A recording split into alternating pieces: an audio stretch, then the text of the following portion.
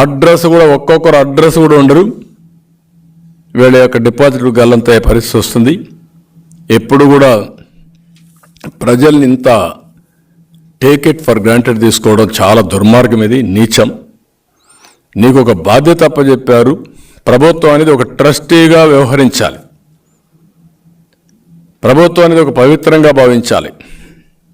ఎప్పుడు కూడా ప్రభుత్వ పాలసీల వల్ల ప్రజలకు మేలు జరగాలి. అందుకే నేను మొన్న కూడా చెప్పాను, నేనున్నప్పుడు చాలా నిర్ణయాలు చేశాం, ప్రభుత్వ విధానాలు, దానివల్ల అందరూ బాగుపడ్డారు. ఈరోజు ఇతను వచ్చిన తర్వాత ఈయన చేసిన పాపాలన్నీ అందరికీ శాపాలుగా మారాయి.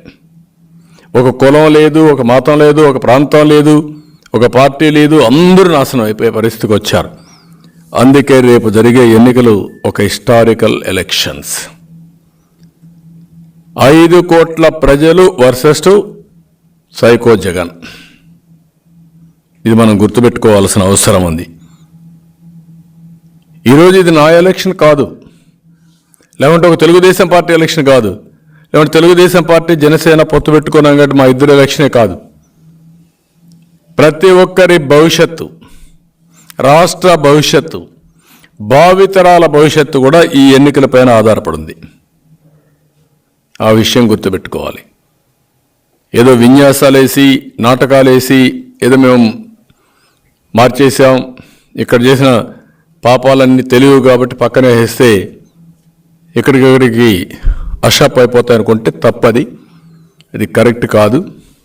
అందుకే నేను కూడా క్లియర్గా ప్రజలను కూడా కోరుతున్నా, అన్నీ వాచ్ చేయండి. వాచ్ చేస్తున్నారు మీరు. సరైన సమయంలో ఏ నిర్ణయం చేయాలో మీరు చేస్తారు. నేను కూడా మీ అందరి సహకారం కోరుతున్నా. ఎన్ని వేల మంది పైన కేసులు పెట్టారో మీరు చూశారు, ఎన్ని వేల మంది జైళ్ళకు పోయారో మీరు చూశారు.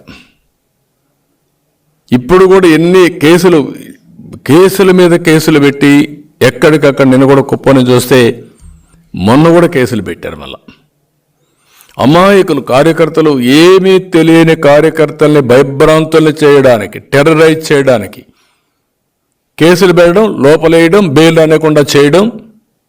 మొన్న మీరు చూశారు బీటెక్ రవి, అంతకుముందు చాలా జరిగాయి. ఇక్కడే పొంగనూరు నుంచి కూడా ఉన్నాడు రామచంద్రారెడ్డిలంతా. అతన్ని జైల్లో ఏం జరిగిందండి? అది లోకేష్ ప్రోగ్రాం పెట్టారు, వాళ్ళు అక్కడికి వెళ్ళారు.